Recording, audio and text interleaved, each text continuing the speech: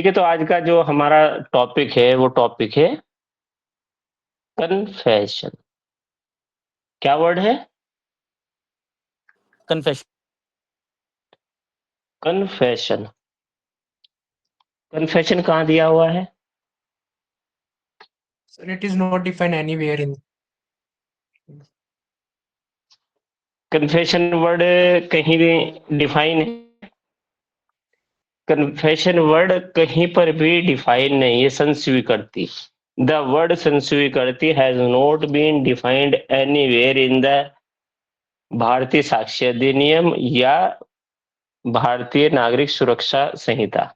इनमें कहीं भी नहीं दिया गया कि संस्वीकृति क्या है, किसको संस्वीकृति कहा गया है। यहां पर भी अगर हम सेक्शन 24 इंडियन एविडेंस की बात करें या सेक्शन 22 भारतीय साक्ष्य अधिनियम की बात करें, यहां पर भी बताया गया रेलिवेंसी ऑफ द फैक्ट।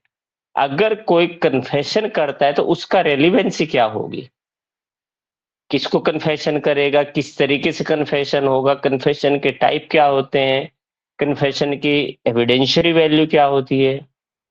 तो यहां पर जो बताया गया वो सिर्फ इतना बताया गया है।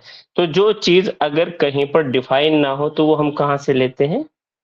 प्रेसिडेंट के थ्रू, या where any jurist has been stated anything relating to the word. तो कन्फेशन का मतलब, confession is not defined anywhere in the Bharatiya Sakshya Adhiniyam और the Indian evidence act, but the definition given under section 15, जो सेक्शन 15 धारा 15 भारतीय साक्ष्य अधिनियम की जो धारा है, उसमें जो एडमिशन स्वीकृति की डेफिनेशन दी गई है, कुछ राइटर्स कहते हैं कि जो डेफिनेशन सेक्शन 15 भारतीय साक्ष्य अधिनियम की है वही same definition in criminal matters adopt की जाती है कन्फेशन के लिए। तो वहां क्या डेफिनेशन है? एडमिशन इज ए स्टेटमेंट, हमने भी पढ़ा था लास्ट क्लास में, ऑरल, डॉक्यूमेंट्री और इन electronic form, which suggests any inferences as to fact in issue or relevant fact, and which has been made by a person hereinafter mentioned under certain circumstances। उसी को कहा गया है कि ये जो डेफिनेशन एडमिशन की है वही सेम डेफिनेशन, बट इसको अडॉप्ट करने के लिए some writer has hesitating to adopt the definition given under section 15 of the BSA। ठीक है, तो कुछ कहते हैं confession is a admission of guilt. क्या है? Confession is an admission of a guilt of an accuse in a criminal proceeding. क्या कहा? Confession is admission of a guilt of an accuse in a criminal proceeding. ठीक है, therefore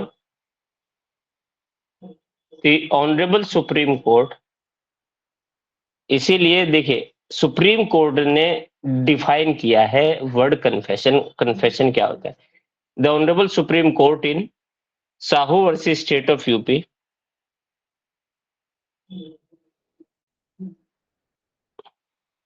has stated that definition of admission under section 15, definition of admission under section 15 of BSA would be applicable to confession, would be applicable to confession. Hence, admission in criminal cases called the confession and admission in civil cases called admission of fact. Admission in criminal cases called the confession and admission in civil cases called admission of facts।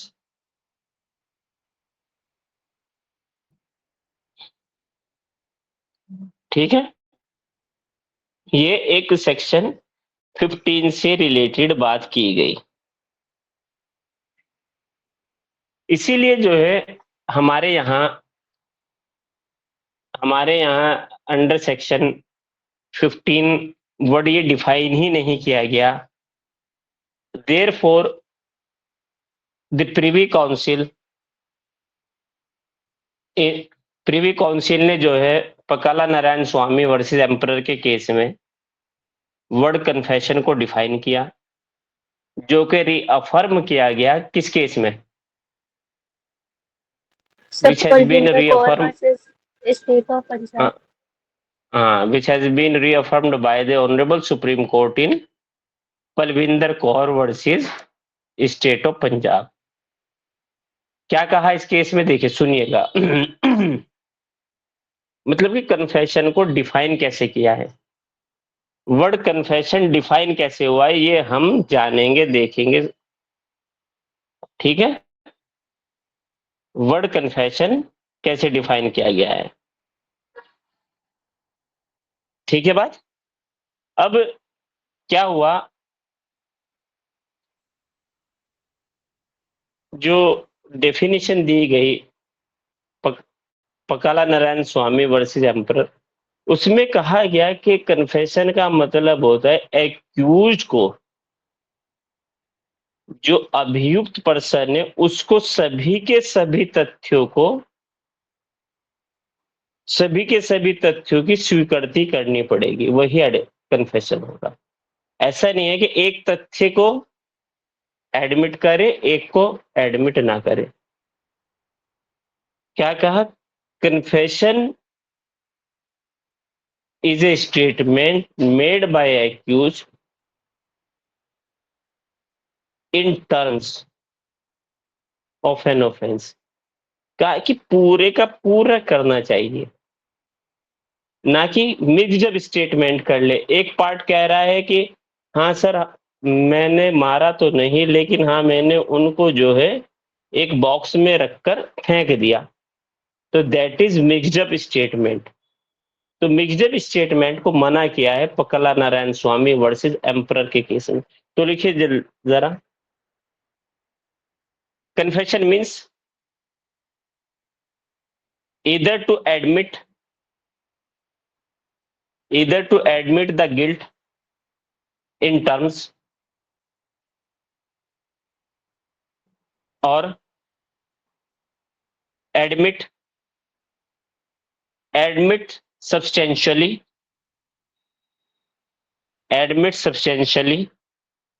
all facts, admit substantially all facts, admit substantially all facts which constitute an offense, जो कि अपराध को करते हैं।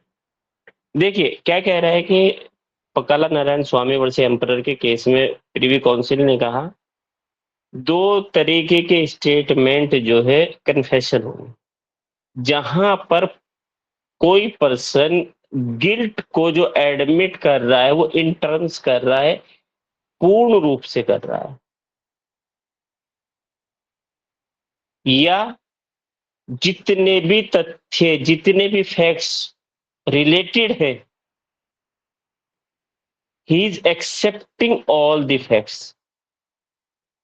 ऐसा नहीं है कि one fact is admitted other is denied, it is not a confession, ये कन्फेशन नहीं है, that is a mixed up statement. ये एक लाइन जो कही गई, it has been stated in किसमें, पकाला नारायण स्वामी वर्सेस एम्परर। अब आ जाइए, देखिए Palvinder Kaur versus state of Punjab का बताइए, कोई फैक्ट जानता है क्या हुआ था इसमें, एनीवन? सर इस केस हारिस? में लेडी, हर्ष? सर इसमें पलविंदर कौर वाले केस में पूछ रहे हैं आप? सर इस केस में जो लेडी ने स्टेट किया था कि उसके हस्बैंड ने पॉइजन ले लिया था बाय मिस्टेक, उसने ऐसा स्टेट हम्म किया था, फिर वो मर गया था उसका हस्बैंड। और हम्म उस डर के मारे उसकी बॉडी उसने ट्रंक में रख दी थी हस्बैंड की, और उसने उसको फिर हम्म। वेल में फेंक दिया था कुएं में। तो अच्छा। ट्रायल कोर्ट ने उसके दूसरी बात पे रिलाई किया था, स्टेटमेंट के उसे कन्विक्ट कर दिया था 201 आईपीसी में, एविडेंस डिस्ट्रॉय के बेसिस पे। बट जो उसका फर्स्ट पार्ट ऑफ स्टेटमेंट था कि उसके हस्बैंड की डेथ हुई थी एक्सीडेंटल, तो उस केस में उसको एक्सपंज कर दिया था, उस पार्ट को नहीं लिया था। सेकंड पार्ट पे रिलाई किया था ट्रायल कोर्ट ने। तो उसमें फिर सुप्रीम कोर्ट ने, जब सुप्रीम कोर्ट में मैटर गया था, तो सेट सेट कर दिया था ट्रायल कोर्ट का जजमेंट, और बोला था कि कन्फेशन को पूरा होल में लेंगे, ऐसा पार्ट में नहीं लेंगे। समझिए क्या हुआ था, देखिए इसमें क्या था कि एक लेडी है, she has been charge for committing a murder of her husband. अपने हस्बैंड के मर्डर के लिए उनको चार्ज किया जाता है, लेकिन she has stated, she has made a confession that yes sir, death तो नहीं की मैंने, but my husband has took a poison by mistake. उन्होंने बाय मिस्टेक पॉइजन ले लिया और उनकी डेथ हो गई। मैं डर गई थी sir, I was in fear, therefore I have put her his body into the trunk. एक संदूक में उनकी बॉडी को रखा और उठा के नाले में फेंक दिया। तो कोर्ट, इन्होंने कहा कि हाँ सर, मैंने इतना जरूर किया कि मैंने उनकी बॉडी को ट्रंक में रखा, उसको उठा के नाले में फेंक दिया। तो कोर्ट ने यहाँ पर दो स्टेटमेंट लिए। उन्होंने कहा कि पहला स्टेटमेंट है she is saying she has not committed a murder, ठीक है, बट उन्होंने कहा कि सर मैंने जो है जरूर लाश को जो है ट्रंक में रख के नाले में फेंक दिया। इसका मतलब ये हुआ कि वो जो है, जो एविडेंस थे, सेक्शन 201 आईपीसी का जो ऑफेंस है वो कमिट किया। क्या है 201 आईपीसी, अब 238 भारतीय न्याय संहिता, डिस्ट्रॉइंग ऑफ एविडेंस। एविडेंस को destroy. Destroying of the evidence. इन्होंने कहा कि आपने एविडेंस तो डिस्ट्रॉय किया है, आपने तो फेंक दिया, आप बचना चाहती थी, तो 201 में उनका चार्ज कर दिया और 201 में कन्विक्ट कर दिया। हाई कोर्ट गए, हाई कोर्ट ने भी अपहेल्ड किया, सुप्रीम कोर्ट गए, सुप्रीम कोर्ट ने कहा देखिए, under the English law, mixed up statement, a statement which is inculpatory जो फंसाने वाला हो, और एक्सकल्पेटरी जो निकालने वाला हो, both are relevant as a confession. दोनों रेलिवेंट है कन्फेशन की तरह। दोनों स्टेटमेंट मिक्स्ड अप स्टेटमेंट लिए जा रहे हैं, विच इज इनकल्पेटरी और एक्सकल्पेटरी, लेकिन under the Indian law it is not relevant. Under Indian law, inculpatory and exculpatory statements are not relevant. A confession must be made of the admission of a guilt substantially. Substantially होना चाहिए, ऐसा नहीं है कि one part is admitted other is denied, नहीं। तो court ने उनकी जो कन्विक्शन थी उसको सेटिसाइड किया और एक्विटल कर दिया। कहने लगे कन्फेशन तो होना चाहिए, कैसा, it must be admitted the guilt substantially guilt को एडमिट होना चाहिए, ना कि पार्ट में। तो यहां पर कहा inculpatory and exculpatory statement are not relevant under section 24 of Indian evidence vice section 22 of Bharatiya Sakshya Adhiniyam, मना कर दिया। और म्यूजिक स्टेटमेंट रेलिवेंट है अंडर इंग्लिश लॉ, इसीलिए हमारे यहाँ भी एक केस आता है जिसमें मिक्स्ड अप स्टेटमेंट को रेलिवेंट कहा गया, और कहा गया कि mixed up statement can be the part of confession. Nishikant Jha versus state of Bihar, Nishikant Jha versus state of Bihar. Clear है बात?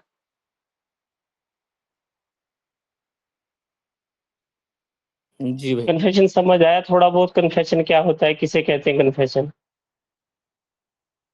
जल्दी जल्दी बताइए भाई। सर बस पकाला नारायण स्वामी वाला जो, सॉरी, बलविंदर कौर वाला था वो लिखवा दीजिए। लिखवाना क्या है उसमें बता दिया है हमने कि उसका इफेक्ट क्या था। ये तो आपको थोड़ा सा अपना एक्सरसाइज करनी है ना, how to write a case. आपको ये लिखने की, अब सब लिखवा देंगे, अभी लिखा है सब आपको डिक्टेट कर देंगे। कैसे आप लर्न करेंगे कि केस को कैसे लिखना है? आप लिख के हमको भेजिए, हम देखेंगे। ठीक है, यहाँ तक कोई दिक्कत परेशानी नहीं होनी चाहिए। ठीक है ना? अब आ जाइए नेक्स्ट। देखिए कन्फेशन जो है, कन्फेशन दो तरीके से हो सकता है भाई। कन्फेशन या तो जुडिशियल कन्फेशन होगा या एक्स्ट्रा जुडिशियल कन्फेशन होगा। भाई statement made by a person before the court when the person is admitting his guilt before the judicial magistrate under section 184 of BNS 183 of 183 BNSS 164 BNSS का CRPC। 183 BNSS. अगर कोई भारतीय नागरिक सुरक्षा संहिता की 183 clause 2 में जुडिशियल मजिस्ट्रेट के समक्ष कोई स्टेटमेंट देता है, that is a judicial confession. ठीक है, that is a judicial confession. Judicial confession is a statement made before the magistrate as to the admission of the guilt of an accused is a judicial confession।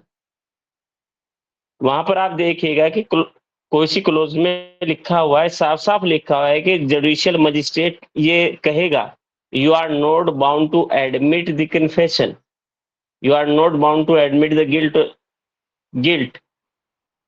आप bound नहीं है अपनी guilt को वो करने के लिए। अगर आप जो है एडमिशन कर रहे हैं अपनी गिल्ट का, ये आपके अगेंस्ट यूज होगा। अगर उसके बाद भी कोई पर्सन एक्यूज्ड कन्फेशन करता है तो वो कन्फेशन जुडिशियल कन्फेशन होगा। और जुडिशियल कन्फेशन की क्या एविडेंशियरी वैल्यू है? What is the evidentiary value of the judicial confession? बताइए। Substantive piece of strong piece of evidence। Evidence. It is a strong piece of evidence. It is a strong piece of evidence. Strong piece of evidence है। तो judicial confession हुआ। Judicial confession में हमने बताया कि magistrate के समक्ष होगा अंडर सेक्शन 183 ऑफ द भारतीय नागरिक सुरक्षा संहिता और सेक्शन 316। स्टेटमेंट जो होगा वो कैसे होगा? आज अब कन्फेशन जो है डिजिटली भी हो सकता है। It means by electronic means. Videography से भी जहां पर पर्सन है वहीं पर बैठ के जो है कोर्ट के समक्ष कन्फेशन कर ले तो वो भी कन्फेशन होगा। लेकिन ऐसे कन्फेशन को जब हम बीएनएसएस पढ़ाएंगे बताएंगे, जो भी पर्सन कन्फेशन करता है ही हैज टू साइन। उसको साइन करना होता है कि उन्होंने वो कन्फेशन किया। तो अगर भैया वो वहां मौजूद है तो वहीं कर देगा मजिस्ट्रेट के बाद में। लेकिन अगर डिजिटली है, ऑडियो पर है, वीडियो रिकॉर्डिंग है, तब कैसे साइन होगा? तो जरा देखिए आप, किसी के पास बेयर एक्ट हो तो सेक्शन 316 की किसी क्लॉज में लिखा है 72 आवर्स में उनको आकर साइन करना होगा। कोई बताइए जरा कंफर्म करके ये लिखा है कि बात ठीक है?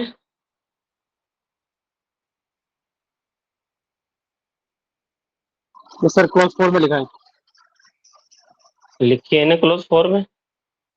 Yes sir. और ठीक है, अब आ जाइए नेक्स्ट। एविडेंशियरी वैल्यू क्या होगी? What is the evidentiary value of judicial confession? देखिए जुडिशियल कन्फेशन लिख लीजिए एक दो लाइन में। Evidentiary value of the confession is highly probable, highly probable and reliable.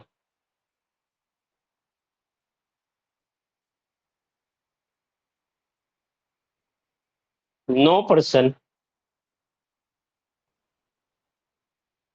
would make an admission of guilt. No person would make an admission of guilt against himself.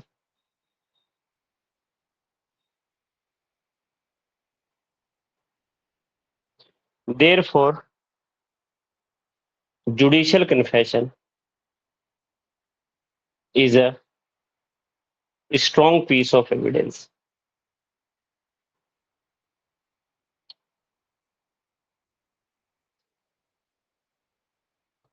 In Shankaria versus State of Rajasthan, the Honorable Supreme Court has observed that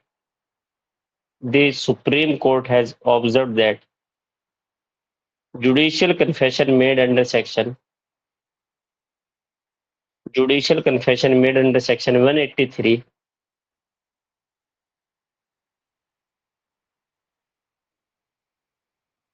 is a conclusive proof to an accused, but number one, confession must be made voluntarily.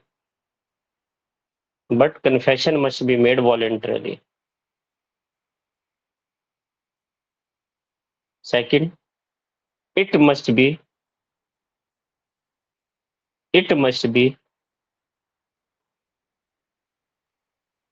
true. It must be true and trustworthy.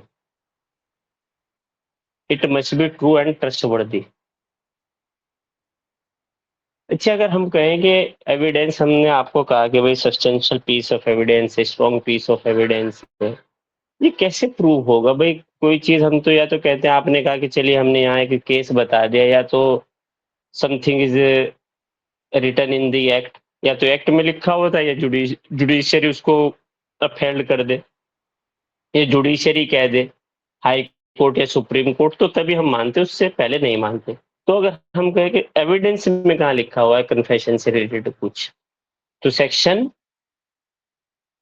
Anyone 79 पढ़िए जरा, BSA का section 79 पढ़िए।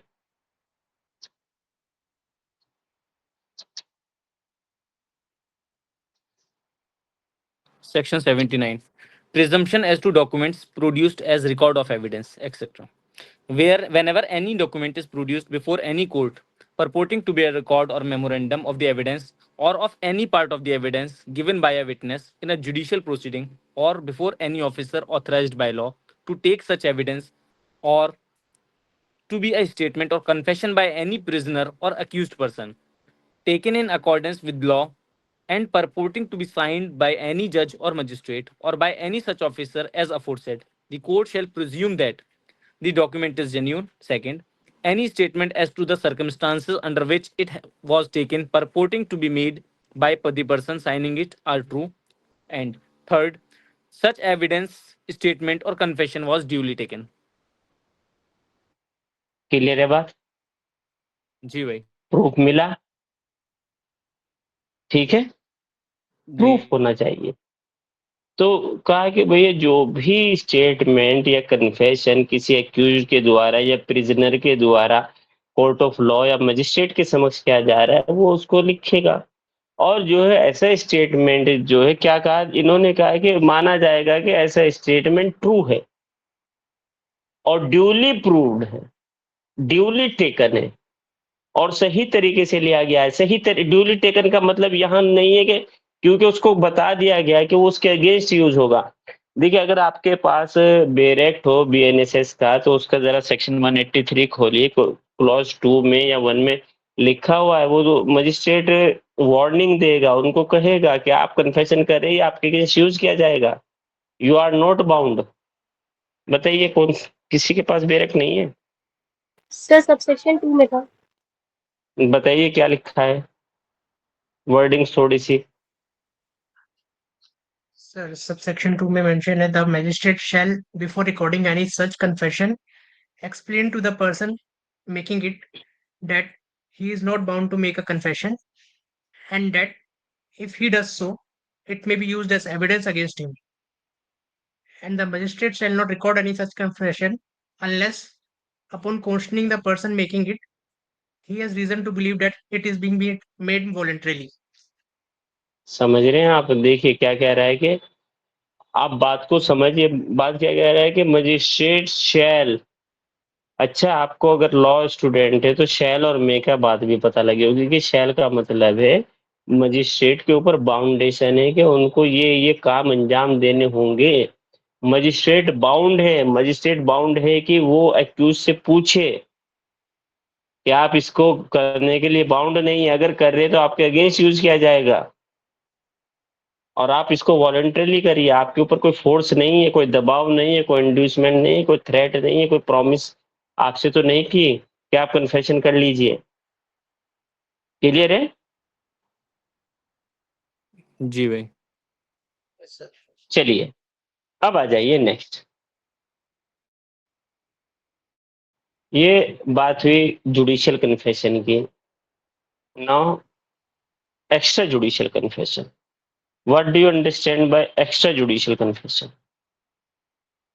By confession to the person other than judges, example executive magistrate, private person, police officer.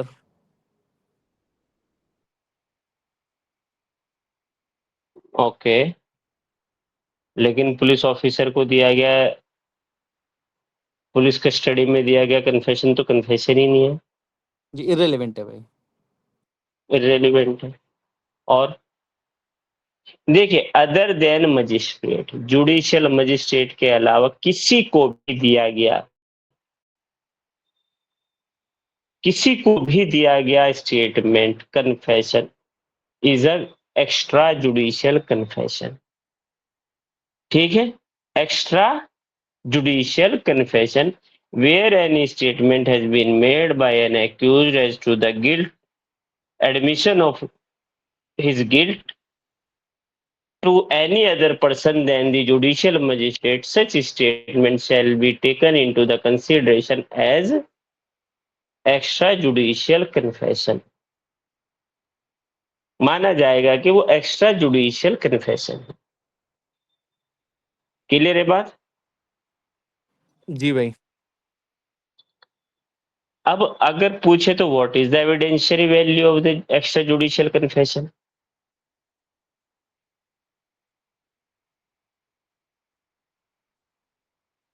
extrajudicial confession is reliable, but it must be corroborated by other independent evidence। दूसरे independent evidence से इसको corroborate करना जरूरी है। Sahu versus emperor, नहीं, Sahu versus state of UP, Sahu versus state of UP. Voluntarily होना चाहिए, trustworthy होना चाहिए। सर इसी केस में तो कहा गया था कि confession can be result of self talk. हाँ बिल्कुल। इसका क्या मतलब हुआ सेल्फ टॉक? हमें बताएंगे। एक हस्बैंड है, a husband has killed his wife, her name was सुंदरपाली। अब वो बाहर आके कहता है I have killed Sundarpali, I have finished her, I have finished her, I have finished her Sundarpali. अब लोगों ने देखा, सुना, कहने लगे अरे यार what he saying, he is saying कि he has finished Sundarpali means he has finished his wife. Yes, उन्होंने सुंदरपाली का मर्डर कर दिया था। तो ये self talk, murmuring himself, amounts to confession in the form of extrajudicial confession। Clear?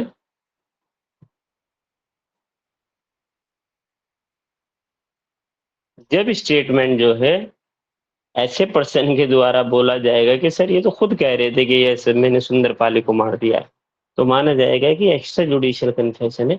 खाली उनके कह देने से कि उन्होंने कन्फेशन किया था, इस तरीके से सेल्फ टॉक कर रहे थे, मर्मरिंग कर रहे थे हिमसेल्फ, तो ये जो है सब्सटेंटिव पीस ऑफ एविडेंस नहीं है। Not he cannot be convicted only on the basis of the extrajudicial confession, but it must be corroborated under section 160 of the Bharatiya Sakshi Adhiniyam 157 of Indian Evidence Act by the other independent evidence.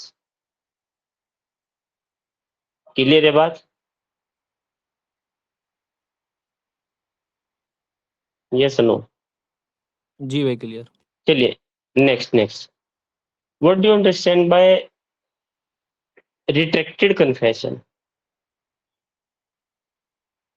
Retracted confession क्या होता है बताइए हारिस? भाई confession देकर मुकर जाना। Yes.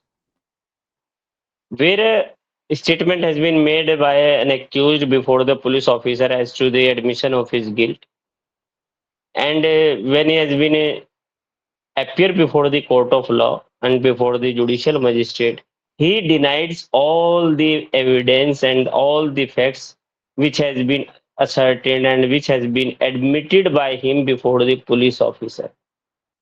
Such confession is known as a retracted confession. Not only the police officer, किसी को भी मान ले where a person has admitted anything to admission of a guilt to any other person, अब वो लेकिन पहले वहां हाँ करते हैं उस चीज के लिए, गिल्ट कहते हैं yes I have borrowed the money of 10,000 rupees 1 lakh rupees और have committed a murder of B. ये कहता है कि मैंने बी का मर्डर किया है एक्स के सामने, एक्स जाके कोर्ट में कहता है, वो मना कर देता है कोर्ट के समक्ष, सर मैंने नहीं किया admission, I have not admitted the guilt. याद है जब चार्ज बनाते हैं तो चार्ज में भी जो है जब चार्ज बनता है तो कोर्ट पूछती है whether you are admitting the charge or you want to be tried। याद आया conviction on plea of guilty.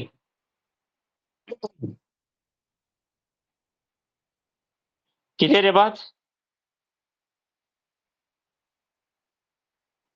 प्यारे Lal Bhargava versus state of Rajasthan, Pyare Lal Bhargava versus state of Rajasthan, इसमें भी यही कहा गया कि देखिए लिख लीजिए, चलिए फिर आप कहेंगे in this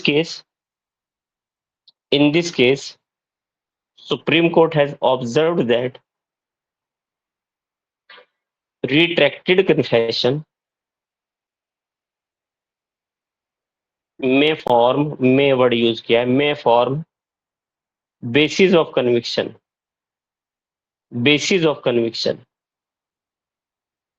if it receives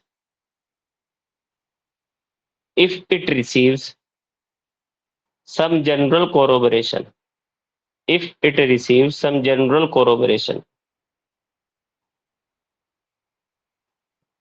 from other independent evidence,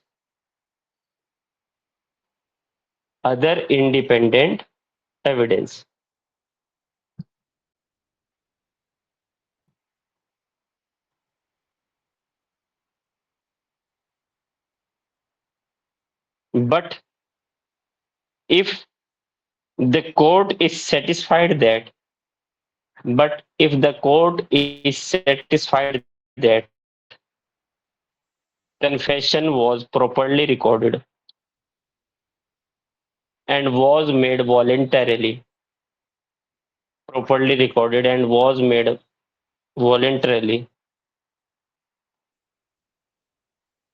it should be acted upon it.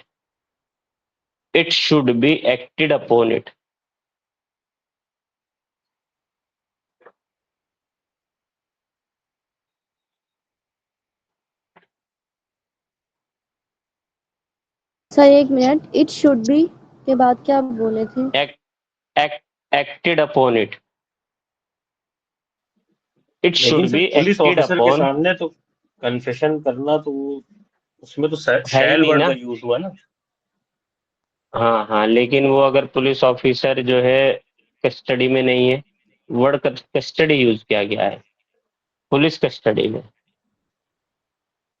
Suppose करिए कोई पुलिस ऑफिसर है, बाहर है, पुलिस कस्टडी में एक्यूज नहीं है, सिविल ड्रेस में, वो जानते ही नहीं he is a police officer, he is admitting his guilt, then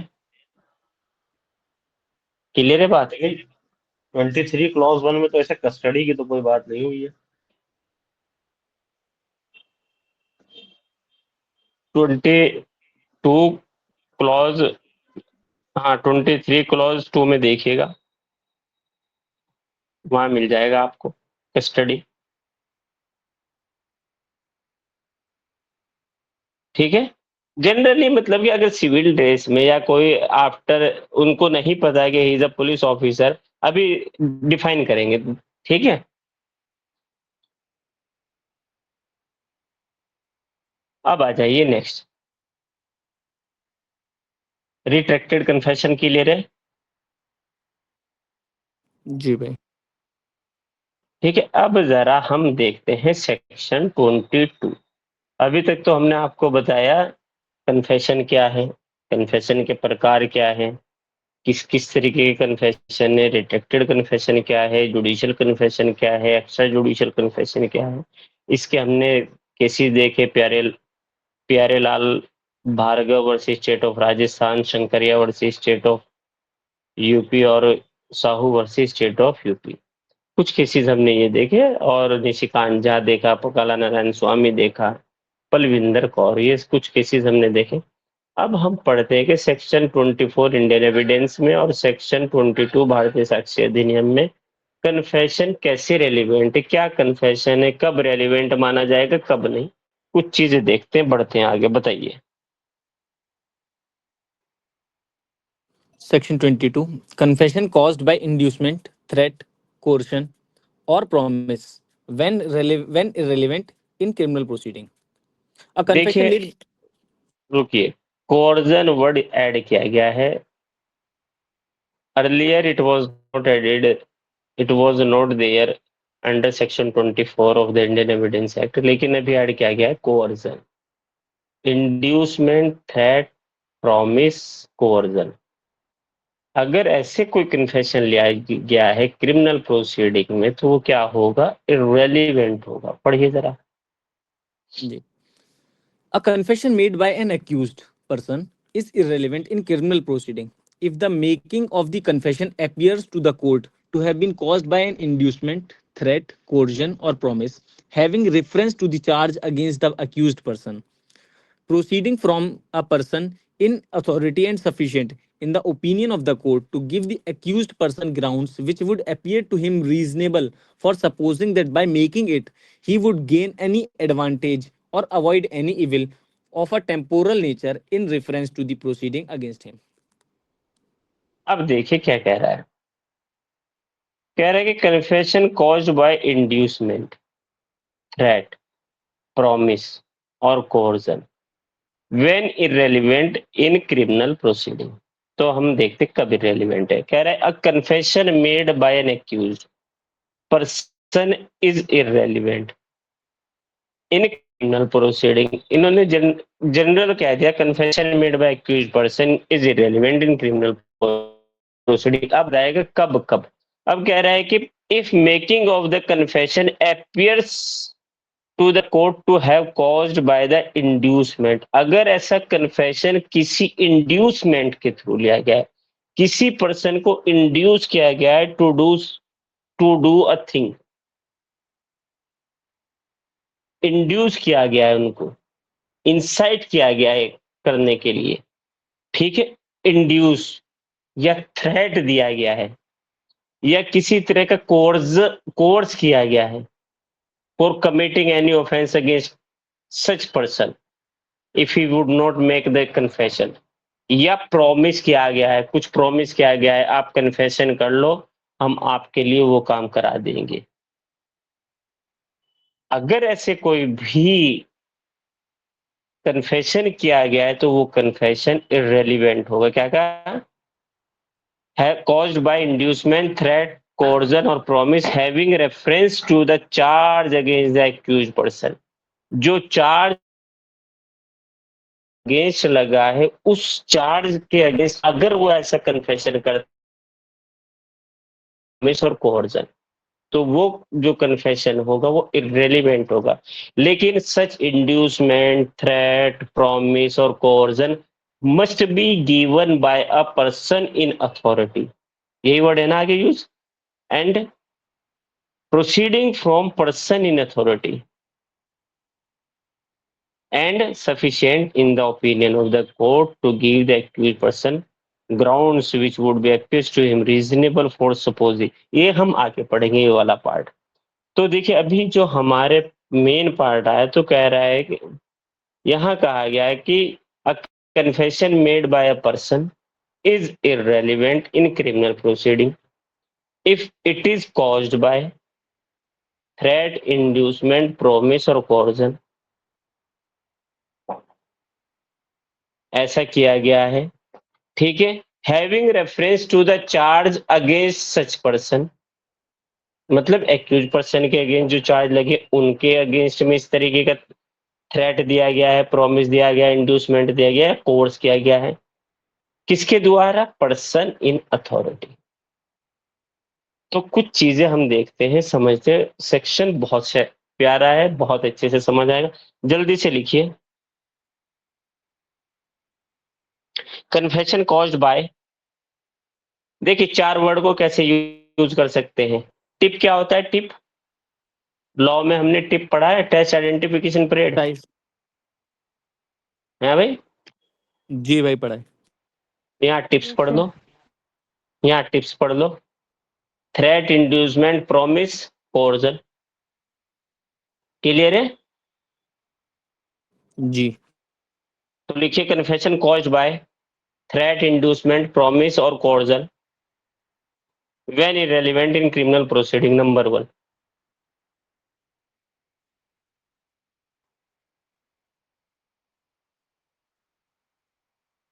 following, number 1 से पहले फॉलोइंग थिंग्स मस्ट बी। आवाज नहीं आ रही है भाई, कोई हम्बल है वॉइस में। नहीं सर, बीच में सर, आपकी थोड़ी सी कुछ वॉइस कट गई थी। तो क्या कोई दोबारा बोले कि चलेगा? तो ठीक है, क्लियर आ रही है। लिखिए। हाँ तो लिखिए, following things must be established under section 22 of BSA. BSA की एप्लीकेशन के लिए कुछ चीजों का होना जरूरी है। Number 1,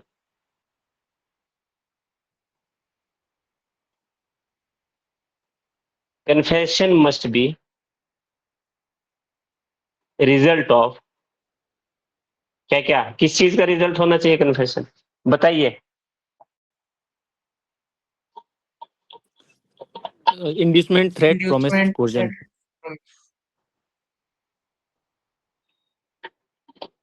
inducement, threat, promise, coercion. ठीक है, नेक्स्ट, सच इंड्यूसमेंट, मतलब टिप्स लिख लेना। Threat, inducement, promise, coercion. Tips should be proceeded by person in authority. Tips, आप कहेंगे सर टिप्स थोड़े टिप टिप बन रहा है, ये तो है ना, समझ आ रहा है ना? सर जी भाई। Threat, inducement, promise, coercion. Tips should be proceeded by person in authority. ऐसा नहीं है कि कोई भी पर्सन आके जो है आपको थ्रेट, इंड्यूसमेंट, प्रॉमिस दे, नहीं, पर्सन इन अथॉरिटी के द्वारा होना चाहिए। Next, tips must relate to the charge in the question. जो चार्ज आपके ऊपर है, जो चार्ज इन क्वेश्चन है आपके ऊपर, उससे रिलेटेड होना चाहिए। क्लियर है बात?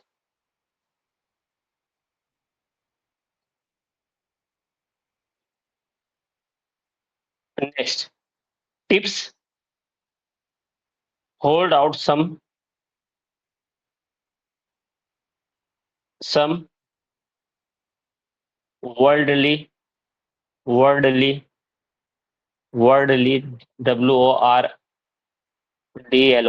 worldly benefit or disadvantage.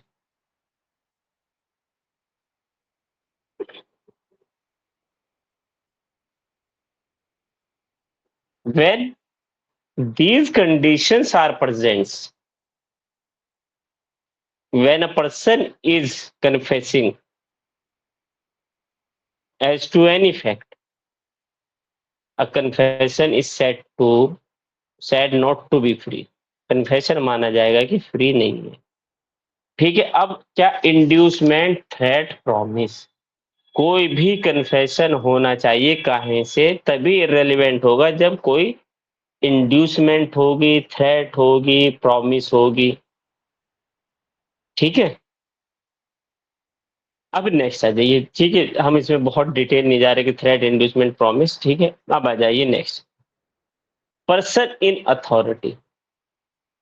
Tips should be made by person in authority. What persons are in authority, कौन कौन से पर्सन को अथॉरिटी में माना जाता है. तो लिखिए, tips should B from person in authority, person in authority,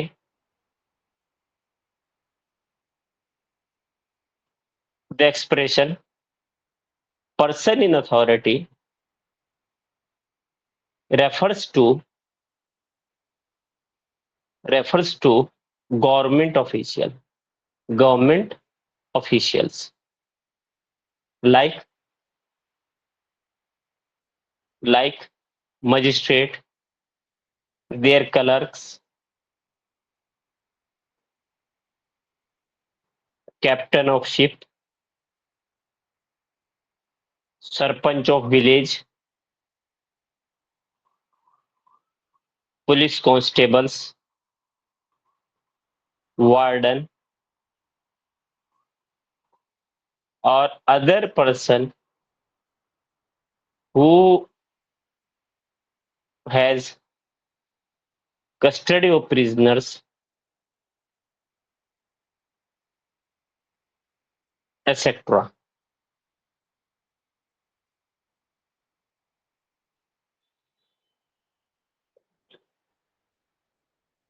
ठीक है, फॉर एग्जाम्पल एक सर्जन है. A surgeon is a person in authority who is attending a prison. एक पर्सन इन अथॉरिटी है, सर्जन है. फॉर एग्जाम्पल गवर्नमेंट ऑफिशियल है, surgeon है. अब he is attending the prison to meet a prisoners. There was a lady, prisoner से मिलने गया, एक लेडी थी वहां. प्रिजनर को कहती है, कहने लगे, it is if you want a bail you must have to admit your guilt. अगर आप चाहते हैं कि आपको बेल मिल जाए, आप बाहर निकल जाएं, तो आप जो है ना, इनसे अपने एडमिट कर लो गिल्ट, जो भी आपने किया है. Whatever you have done, you have to make the confession before the surgeon. तो बताइए, जो स्टेटमेंट दिया गया, जो थ्रेट, इंड्यूसमेंट, प्रॉमिस जो दी गई ना कि आपको बेल मिल जाएगी, आप रिहा हो जाएंगे, आप बाहर निकल जाएंगे, एक लेडी के द्वारा, जो थर्ड पर्सन है, neither belongs to the prisoner nor to the government surgeon. तो क्या उसका स्टेटमेंट जो है पर्सन इन अथॉरिटी के द्वारा माना जाएगा या नहीं? नहीं माना जाएगा भाई. समाने से नहीं माना जाएगा. क्यों माना जाएगा? वो तो थर्ड पर्सन है. वो सजेस्ट कर रही है आपको, अगर जल्दी छूटना चाहते हो तो इनसे अपना कन्फेशन कर लो, इनको सब बता दो, सारी चीजें जो जो आपने की, सच्चाई बता दो इनको. Are you getting the point? क्योंकि कोई भी थ्रेट, इंड्यूसमेंट, प्रॉमिस जो है लेडी की तरफ से आई है, वो पर्सन इन अथॉरिटी नहीं है। Person in authority government surgeon है। क्लियर है बात? जी भाई। नेक्स्ट अब tips should be in reference to the charge. Tips जो आनी चाहिए in reference to the charge होनी चाहिए। Where a person has been charged for a certain offense and it must be made by the person in authority relating to such charge।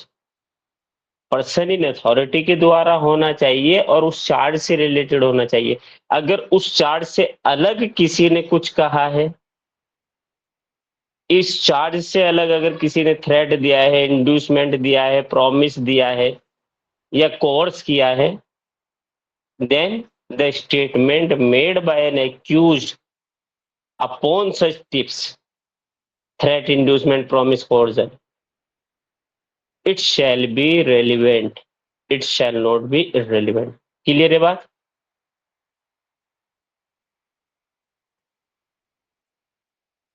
ठीक है। For example,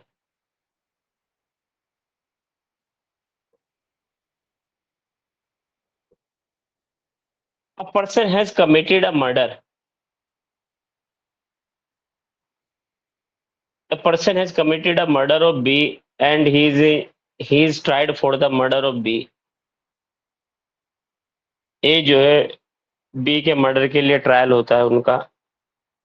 अब गांव में वो he belongs to a village, गांव में पंचायत बैठती है, उस पंचायत में कुछ लोग होते हैं, वो कहते हैं देखिए यार, अगर आपने मर्डर किया है तो आप उसको एडमिट कर लीजिए, अदरवाइज हम आपको इस गांव की अपनी सोसाइटी से निकाल देंगे,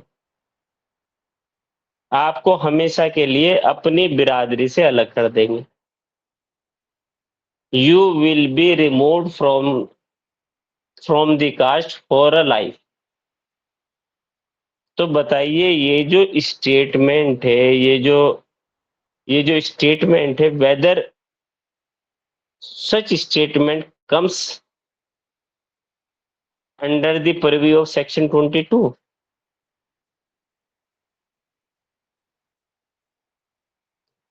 क्या सेक्शन 22 की परव्यू में आएगा?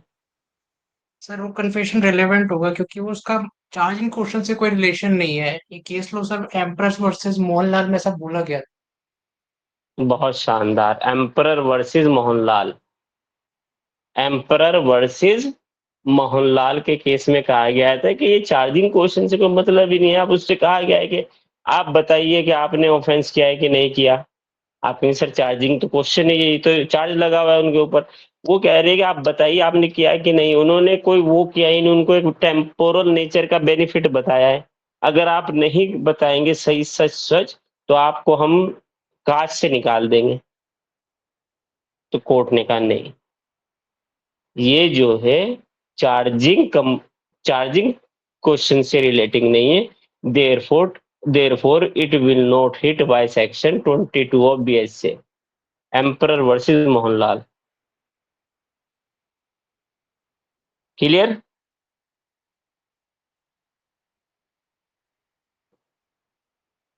Next, benefit of temporal nature.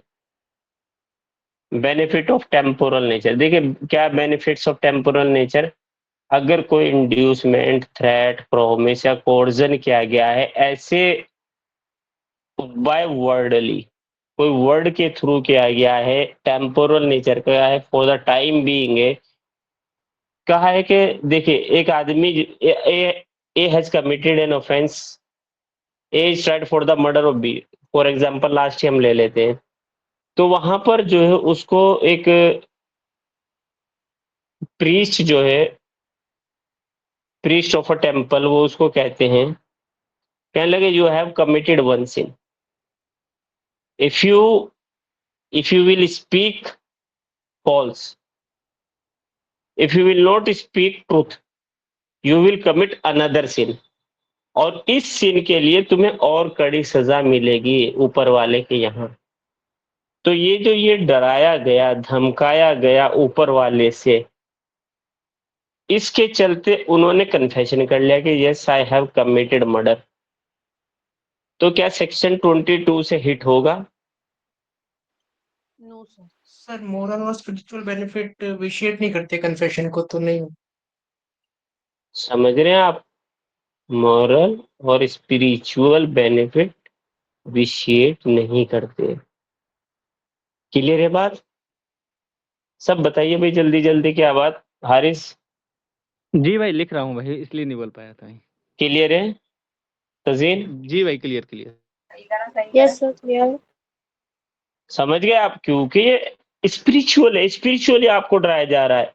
ये जो यहाँ पर अब हम सेक्शन 22 का नेक्स्ट पार्ट पढ़ते हैं, वो यही तो कहता है कि notwithstanding anything contained in the foregoing provision of section 22, लेकिन इसको हिट नहीं करेगा। जहां पर डराया जा रहा है, धमकाया जा रहा है, प्रॉमिस की जा रही है, इंड्यूसमेंट किया जा रहा है, किससे किया जा रहा है? अगर आपने ऐसा ना बताया तो आपको ऊपर वाला नहीं बख्शेगा। ये स्पिरिचुअल बेनिफिट से या स्पिरिचुअल सिन की बात कर रहे हैं कि आपको इस गॉड नहीं छोड़ेगा। तो देखिए यहाँ यही बात कही गई है, पर्सन अब to give the person in ground which would appear to him reasonable, supposing that the making it would gain advantage or avoid evil of temporal nature in reference to the proceeding against him. Clear है? चलिए second आ जाइए। एक person है who is tried for committing an offense against B, B के against एक offence करता है। अब सोसाइटी वाले लोग उसको जो है चर्च में लेके जाते हैं और कहने लगे देख, you are before the god and you are before the god, अब आपको जो सच बोलना है। अगर यहाँ भी झूठ बोले तो याद रखना ऊपर वाला तुमको छोड़ेगा नहीं। अब वो डर जाता है, डरने के बाद जो है ऊपर वाले के डर से वो कहता है, कहने लगे yes I have committed an offence. तो बताइए ये जो स्पिरिचुअली आपको डराया गया, जो सिन दिया गया, जो कहा गया, तो क्या ये इंड्यूसमेंट थ्रेट प्रॉमिस में आएगा? ये हिट करेगा? वेदर नहीं कन्फेशन इज रेलिवेंट और not? Where such person has made a confession to the statement relevant relevant होगा। है। अच्छा रेलिवेंट होगा। अच्छा यहाँ पर कहता है कि अल्लाह के सच सच बता दो, ऊपर वाला तुम्हें बहुत देगा। याद रखना, आपने एक गलत काम अगर किया है तो सच बोल दो। सच बोलने का बहुत फायदा है ऊपर वाले के यहाँ। देखो कहाँ खड़े हो, यहाँ झूठ ना बोलना। उस फायदे के लिए वो कह देते हैं हाँ मैंने ऑफेंस किया है। Whether such statement will hit by section 22? नहीं हिट होगा, यहाँ पर भी रेलेवेंट होगा। तो समझ आया कि नहीं? जी भाई आगे।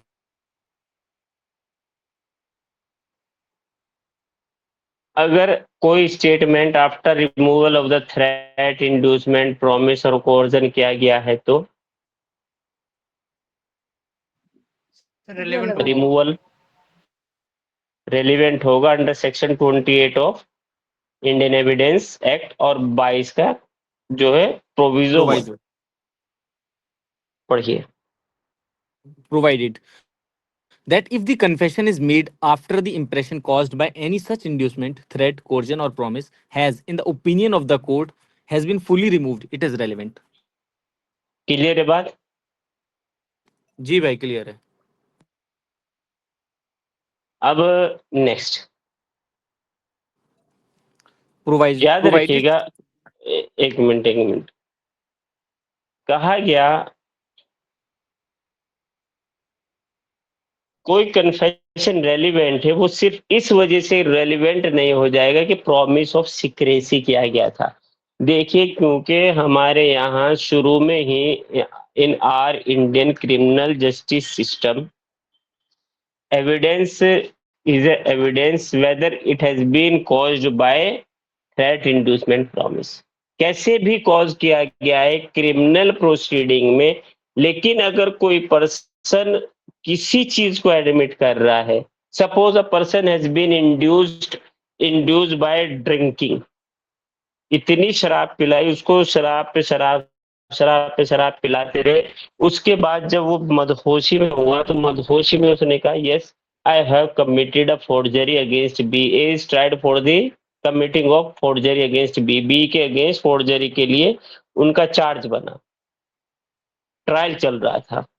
वो कहते हैं हाँ मैंने फोर्जरी की है, तो क्या रेलिवेंट होगी? जी भाई रेलिवेंट होगा। रेलेवेंट होगा। ठीक है, रेलिवेंट है section 29 of Indian evidence act and section 22 proviso second of BS से। पढ़िए। जी, provided further that if such a confession is otherwise relevant, it does not become irrelevant merely because it was made under a promise of secrecy or in consequence of deception practiced on the accused person for the purpose of obtaining it, or when he was drunk, or become because it was made in answer to questions which he need not to have answered, whatever may have been the form of those questions, or because he was not warned that he was not bound to make such confession and that evidence of it might be given against him. ठीक है ना, clear है? चाहे जी भाई promise of clear है। Secrecy हुई हो उसमें कोई फर्क नहीं पड़ेगा। सेक्शन 29 इंडियन एविडेंस एक्ट में section 22 proviso second Bharatiya Sakshya Adhiniyam. ठीक है, इसमें केस लिख लीजिए। In Pushpa M Devi Jatia, Pushpa M Devi Jatia versus ML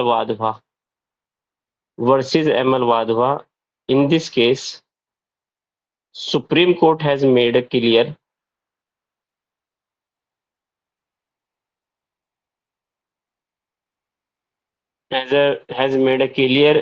statement that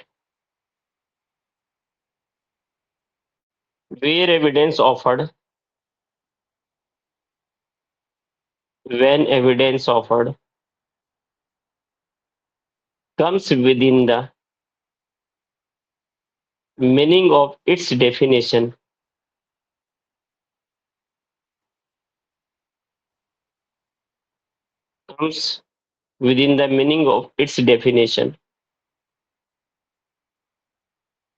the court can act on it. And it need not concern itself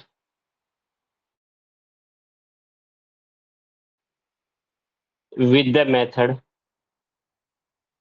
by which such evidence was obtained. जरूरत नहीं कि कैसे ऑब्टेन किया गया, वो आया हमारे पास रेलिवेंट होगा। ठीक है, तो हमारा जो है आज का कन्फेशन का एक पार्ट पूरा हुआ। कल एक दूसरा पार्ट हम करेंगे। ठीक है, तो कन्फेशन का पार्ट 1 आज हमने पढ़ा, पार्ट 2 कल पढ़ेंगे।